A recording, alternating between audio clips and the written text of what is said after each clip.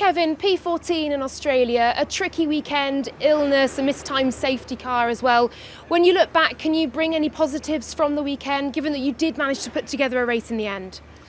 Yeah, to be, but then for the race it was actually pretty good, and the pace was right there with that middle group again. So that's the positive that we take away. That even on You're at Imola as well. I think last time DNF for you here, wasn't it, back in 2020?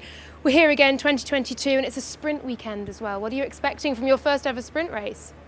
Yeah, it's exciting. It's the first time for me. Of course, it's still it's not that different anyway to the real race on Sunday.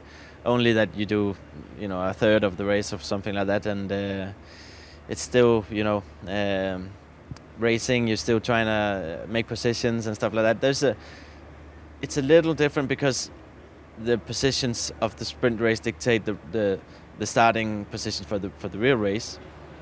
So you can't take the same amount of risk, but the weekend is also condensed in the way that you only have FP1 actually to work on the car and between FP1 and qualifying, and then there's Parc Fermé, so that's the car you'll have for the rest of the weekend.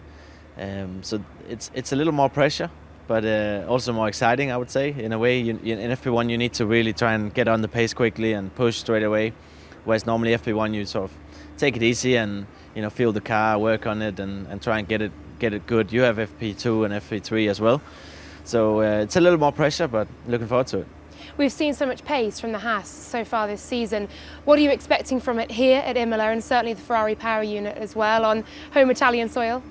Yeah, we've got a great power unit this year, and also a great car. And I'm expecting that we can be back where we hopefully where we were in Bahrain and Jeddah, and be in Q3, fight in the points and top 10 all the time. And yeah, I mean we got the sprint race which has points for the first 8, and it would be great to be one of those. So yeah, expecting another point finish, I would say. Finally, a word on the weather. Very changeable throughout the weekend. Looking like rain tomorrow for qualifying, dry and sunny and warmer on Saturday, mixed conditions Sunday. How do you approach it?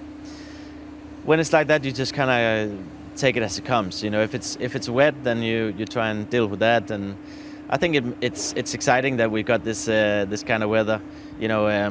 Especially because we only got that one practice before qualifying, so you really gotta be on it. And it's always a little more high risk, a little more at stake in the wet. So it's going to be exciting. Qualifying in the wet is always awesome because it's so tricky, and you really need every bit of lap time you can get. So it's very much on the edge, and that's fun, and especially on a track like this.